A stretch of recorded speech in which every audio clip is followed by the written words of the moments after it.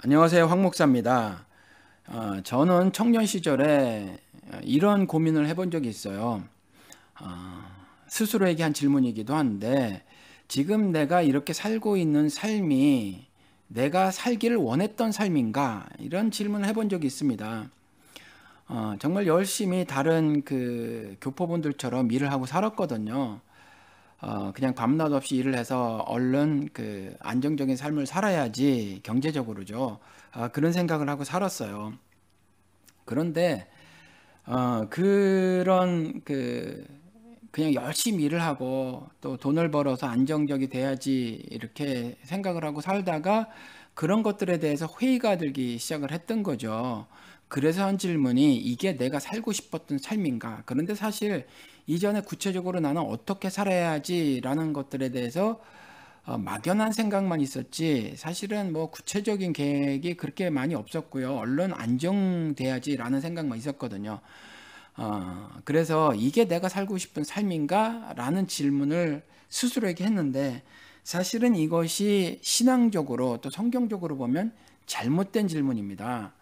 그러니까 정확한 질문은 뭐냐면 내가 이게 살고 싶었던 삶인가? 이 삶이 내가 살고 싶었던 삶인가? 라는 질문이 아니라 이 삶이 하나님께서 내게 살으라고 하는 삶인가? 라는 질문이 옳죠. 그 질문이 옳습니다. 그런데 그런 질문을 그때는 어, 하지 못했어요.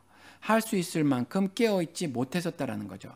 그러니까 잘못된 질문임에도 불구하고 그런 질문밖에는 할 수 없었다라는 겁니다. 그리고 또 그러한 질문이라고 할지라도 하나님께서 그러한 질문을 통해서 어떻게 그 삶을 살아야 하는지, 어떻게 하나님의 자녀로 삶을 살아야 하는지에 대해서 물꼬를 터주셨다. 길을 인도해 주셨다라는 거죠. 그래서 제가 지금 이와 같은 삶을 사는 겁니다. 사실은 우리가 신자들이 많은 질문들을 하죠. 저에게도 많은 질문을 해옵니다. 신앙 상담도 그래서 원하시는 분들도 계시고 지금 무엇이든지 물어보세요 코너를 개설을 하니까 이렇게 질문들도 하시고 그러는데 지금 오늘 같이 이렇게 고민을 해야 할 이 질문이 사실 그와 같은 질문이에요. 질문이 사실 잘못된 질문입니다. 잘못된 질문인데 이와 같은 질문밖에는 할 수 없다라는 거죠. 그래서 사실은 이 질문도 제가 청년 시절에 가졌던 질문과 동일해요. 질문이 무슨 어떤 질문이냐 면 이렇게 말씀하셨어요. 좀 범위가 넓을 수도 있겠지만 제대로 된 신앙생활을 어떻게 해야 옳은 걸까요? 이걸 누가 답을 줄 수 있을까요? 이거는 99박 100일을 얘기해도 답을 찾기가 쉽지 않잖아요. 그렇죠? 그러니까 질문 자체가 옳은 질문은 아니라는 거죠. 어, 이게 예를 들어서 신학적인 부분이야 똑 떨어지게 성경을 근거로 해서 찾아낼 수 있어요. 그래도 그것 역시 어떤 한 신학적인 이론, 자기의 생각이 들어가 있어서 정답인가? 라는 질문에는 그렇다라고 대답하기가 그렇게 쉬운 건 아니거든요. 여러 가지 답 중에 하나가 될 수 있다. 이렇게는 말을 할 수 있어도 요거 하나만 정답이다라고 말하기는 쉽지 않다라는 거죠. 그런데 그런 신학적인 것도 그런데 윤리적인 부분은 더더욱 그렇다라는 거죠.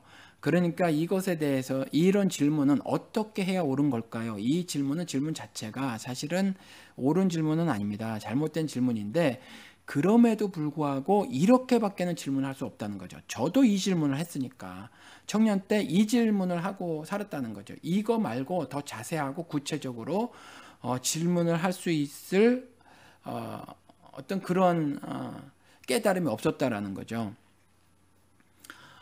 그리고 또 이런 것들은 한국의 주입식 교육의 폐해라고 생각이 들어요. 한국 주입식 교육은 심지어 어떤 것까지 이렇게 강요를 했냐 하면 사람까지도요 어떤 일정한 모형을 제시를 하고 그 모형이 올바른 인간상이다 이렇게 해놨거든요. 그러다 보니까 심지어 외모까지라도 강제가 되고 강요가 되는 그러한 도덕들이 윤리들이 지금 한국 사회를 어찌 보면 지배를 하고 있다는 거죠.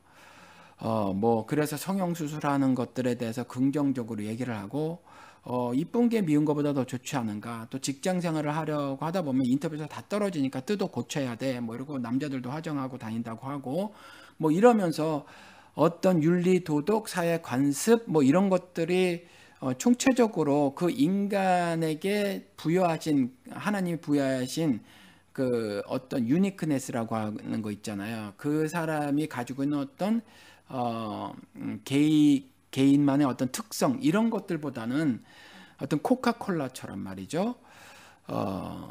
어떤 틀을 만들어 놓고 모든 인간이 그와 같은 모습이 돼야 된다라고 이렇게 사회가 굉장한 힘을 가해서 폭력을 행사하는 것 같아요. 그래서 뭐 전부 사회에 난 사람, 능력 있는 사람이 돼야 되는 것으로 막 몰아붙이고 있는 것 같은데 이건 조금 문제다 싶다라는 거죠. 그래서 이런 주입식 교육의 폐해가 아닌가. 사실은 각각의 사람들이 다른 모습의 신앙생활을 할 수 있다는 거죠. 그래서 어느 것이 꼭 정답인가, 어느 것이 꼭 옳은 것일까라는 질문에 대한 답은 사실은 그 누구도 줄 수 없다라는 거죠.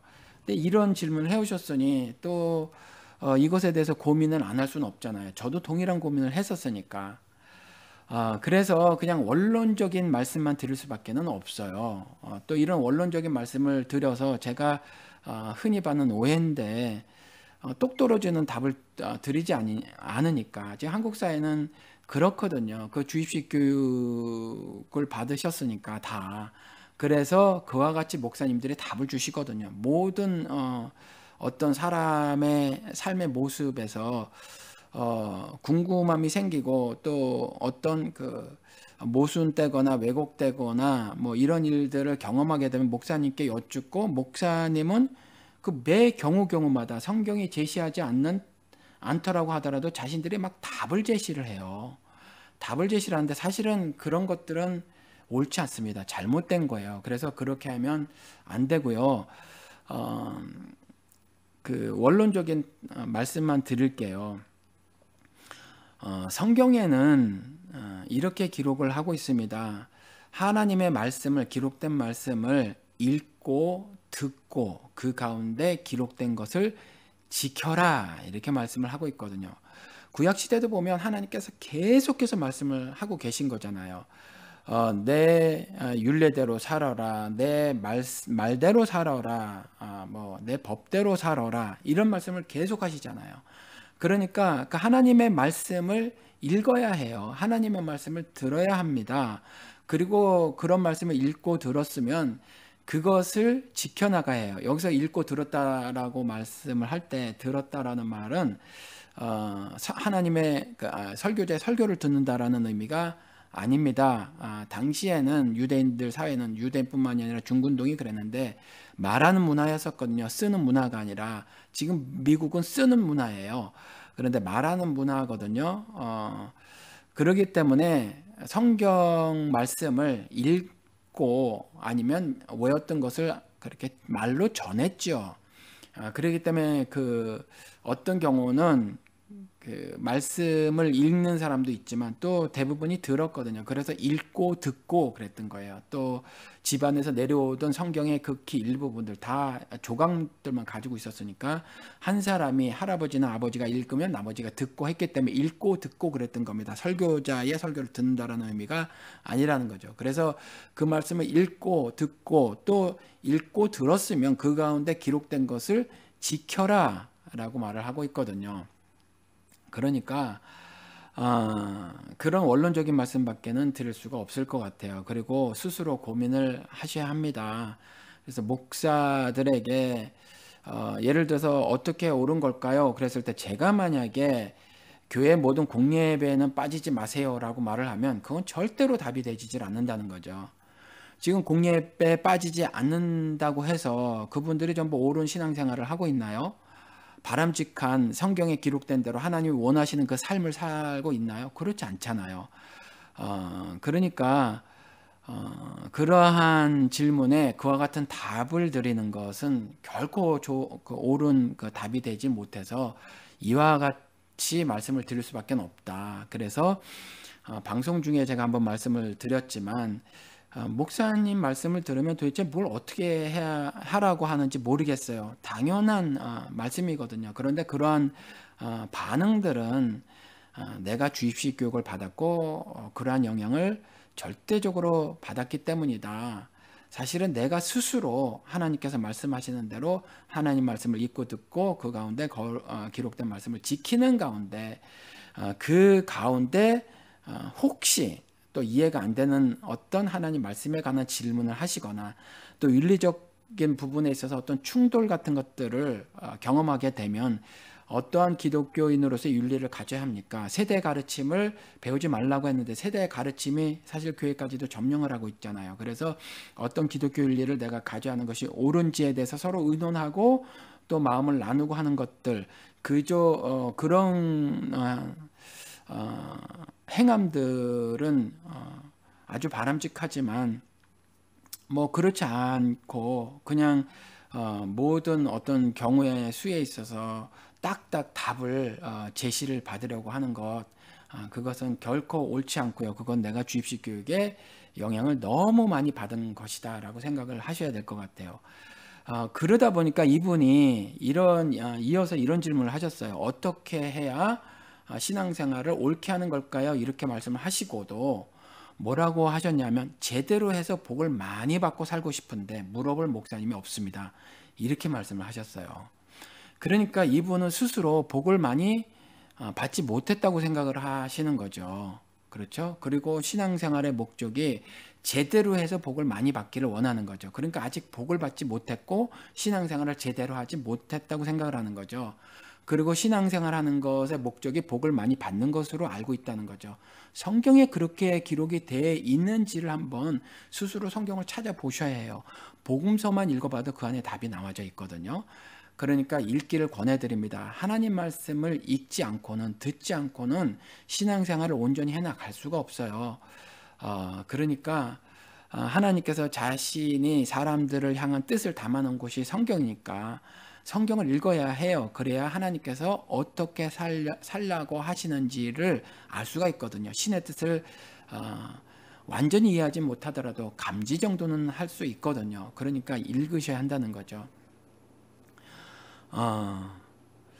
그러니까 일단 자신이 복을 받지 못했다라고 생각을 하시는 거니까 신앙의 근본적인 질문을 좀 하셔야 할 것 같아요. 예수 그리스도의 십자가 대속 죽음서부터 또 죄 있는 곳에 은혜가 넘친다고 하는 그런 말씀서부터 뭐 하나하나 좀 따져봐서 그런 질문들, 구체적인 질문들을 하시면서 성경을 보셔야 할 필요가 있는 것 같습니다.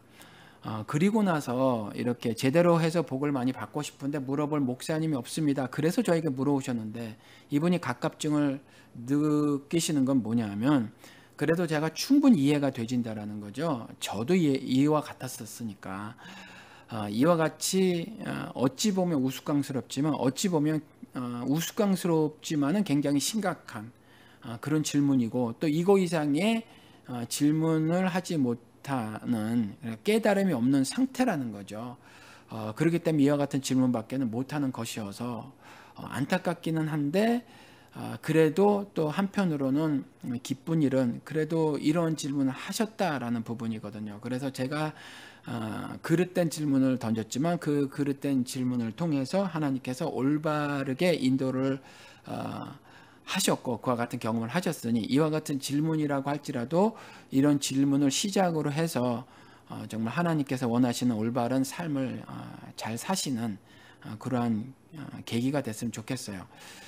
이분이 목사님들 다 11조 그리고 헌금 많이 하고 봉사 많이 하고 그래야 복을 받는다고 그렇게 말씀을 하신다는 거예요. 여지까지 신앙생활을 하시면서 이런 말씀을 들으셨나 봐요. 신앙생활을 오래 하셨다고 하셨거든요. 그러니까 지금까지 이분은 단 한 번도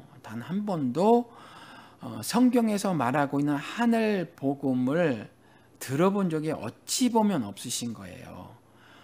그러니까 이 땅에서 생각하고 있는 그러한 복을 상상을 하셨던 거죠. 그리고 그런 복을 받을 수 있다고 지금까지 듣고 사셨던 거죠. 그리고 또 정말 더러운 일을 취하는 아비마귀의 욕심 따라 사는 새끼마귀인 그 목사님들이라고 하는 그 자들에게 그저 11조나 헌금 같이 돈 많이 갖다 내고 그냥 교회에서 죽도록 일 많이 하고 그래야 복 받는다는 말을 듣고 지금까지 사신 거거든요. 그런데 사실은 그렇지 않아요. 그렇지 않습니다. 바울 같은 경우를 보시자고요. 제가 방송에서도 말씀을 드렸잖아요. 여러 차례. 바울은 자기가 누리고 있던 여러 가지 혜택들 있지 않습니까? 그거를 다 배설물로 여겼다고 고백을 해요. 한국 성경에 배설물이라고 번역을 했지만 뭐죠? 똥이라는 얘기예요. 똥 취급했다는 거죠.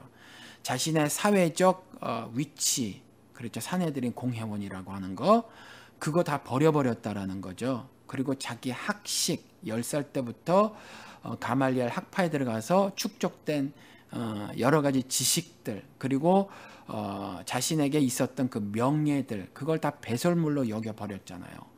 그리고 나서 로마 지하 감옥에 갇혔어도 내가 기뻐하고 또한 기뻐하리라 그랬다는 거죠. 그러니까 지금 저도 이러한 이야기를 많이 듣는데 요즘 하도 기복신앙 이야기를 하니까 살짝 변해서 말이죠. 이러한 행동을 하면 영적 복을 받는다고 말씀하시는 분들 숫자가 꽤 늘어나고 있는 것 같아요. 그것도 다 거짓말입니다. 사기를 치는 거예요. 그러한 기사를 통해서도 알 수 있고 12제자의 삶을 통해서도 알 수 있듯이, 그리고 구약시대의 여러 선지자들의 삶을 통해서도 알 수 있듯이, 주의 종들의 삶을 통해서도 알 수 있듯이 뭐냐 하면 그러한 삶을 사는 것 자체가 복이더라. 그 안에서 하늘 기쁨을 누리더라라는 거예요. 그래서 예수를 정말로 아는 사람들은, 예수와 연합된 그 사람들은요, 그와 같이 삶 자체가 바꾸어지죠. 그렇죠. 그러한 삶을 살게 되는 거지, 그러한 삶을 살았더니 복을 받는 것이 아니라 그러한 삶을 사는 것 자체를 복으로 여기고 산다는 거죠. 그러니까 저 같은 경우도 월급이 없지만 지금 몇 년째 제가 목사로 살고 있잖아요. 제가 방송을 하면 돈이 나옵니까? 뭐 떡이 나옵니까? 그렇지만 이와 같은 질문을 하고 이와 같은 질문에 제가 답변을 해드리며 또 그러한 것들 가운데 하늘 복음을 깨닫게 되거나, 그래서 또 하나님이 주시려고 하는 어떤 기쁨들을 누리시는 분들의 답을 듣고 그랬을 때 저는 그것으로 사실은 살아가는 거거든요. 그것이 제 영의 양식이 돼서 살아가는 거예요, 사실은. 그러니까 제 삶이 그런 것들로 인해서 기쁨이 넘치고 넘친다라는 거죠. 하나님이 이와 같이 저를 사용하시고 저를 사용하셔서 자신의 뜻을 전달하시고 자신의 사랑을 전달하시고 은혜를 전달하시는데 그 은혜가 그분들에게 임하더라 하는 사실이 확인되어졌을 때, 그랬을 때 제가 바울처럼 기쁘고 또한 기뻐하리라 하는 고백을 하고 사는 거거든요. 그러니까 저는 이러한 삶 자체가 기쁜 거예요. 그러니까 감히 봉사라는 단어도 상호하지 않는 겁니다. 사실은요, 저는 이전에 청년 시절에 아무것도 몰랐을 때 교회에서 이 일도 하고 저 일도 했을 때 봉사라는 단어를 썼지만 제가 목사로 살아가면서 단 한 번도 제가 제3자가 봤을 때 희생처럼 보이는 그런 부분이라든가, 교회에서 다른 어떤 행함을 하는 거라든가, 이와 같이 방송을 하는 것이라든가, 이런 것들에 대해서 단 한 번도 봉사라고 생각을 해본 적도 없고 봉사라는 단어를 써본 적도 없어요. 바울이 고백한 것처럼 저는 나의 갈 길을 다 가는 것 뿐입니다. 그냥 하나님이 이렇게 살으라고 하시니까 그 삶을 사는 거고요. 그 삶을 살면서 기쁨을 누리는 겁니다. 육신적인 고통이 따를 때도 있죠.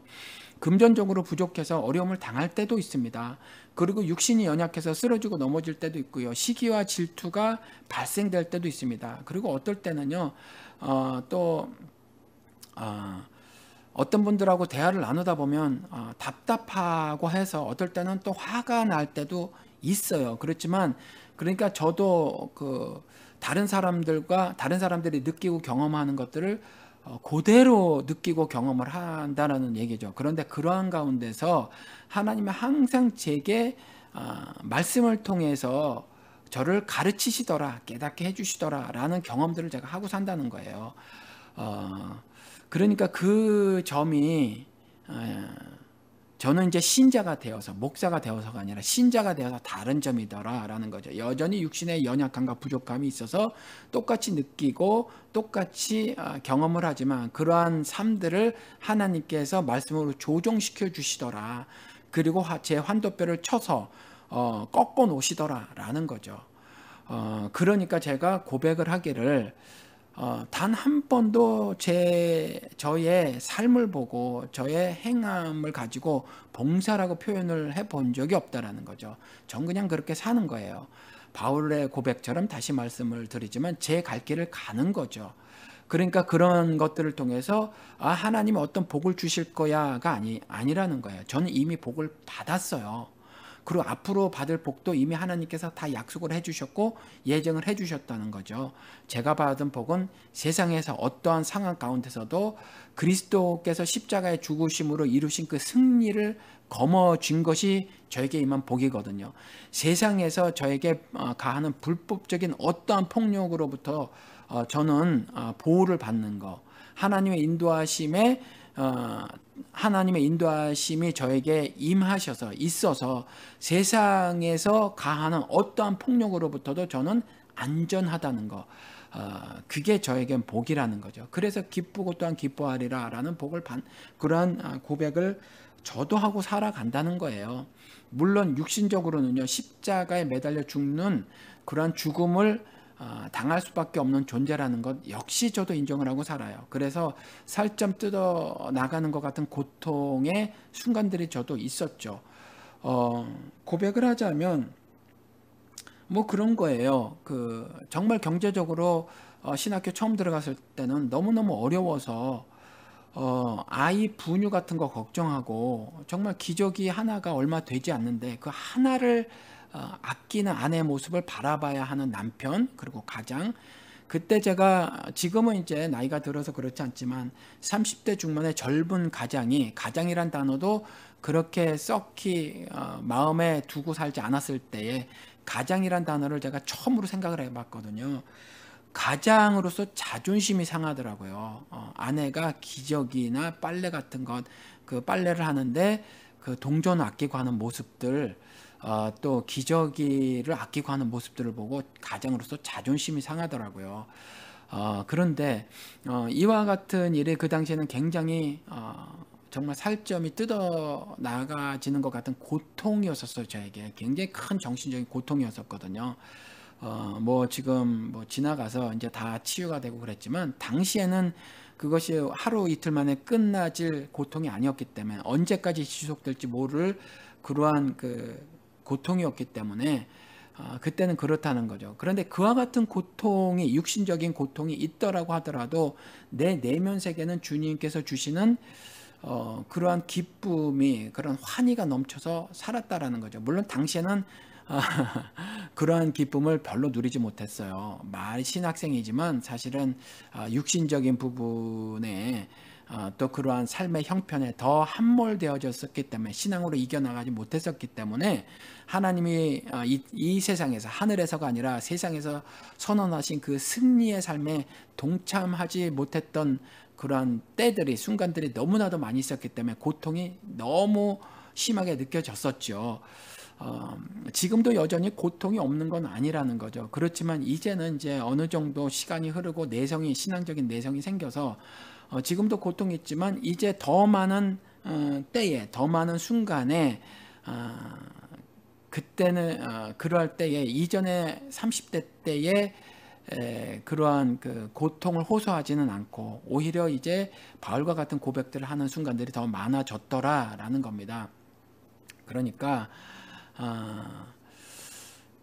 이 질문을 하신 분이나 또 이와 같은 질문을 갖고 계신 분들에게 제가 말씀을 드리는 것은, 제대로 된 신앙생활을 어떻게 해야 옳은 걸까요? 라고 했었을 때 누가 똑 부러지는 대답을 하면 일단 그 대답은 여러분들이 수용하지 마시고요.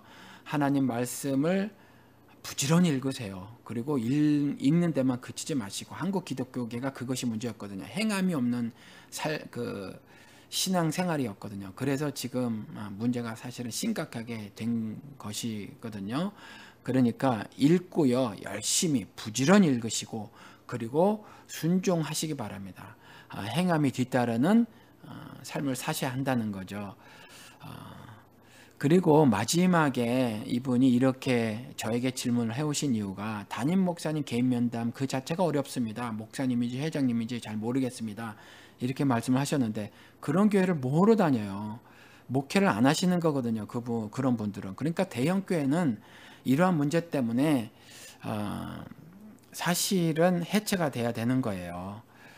재벌 해체하듯이. 그러니까 대형 교회는 해체해야만 맞습니다.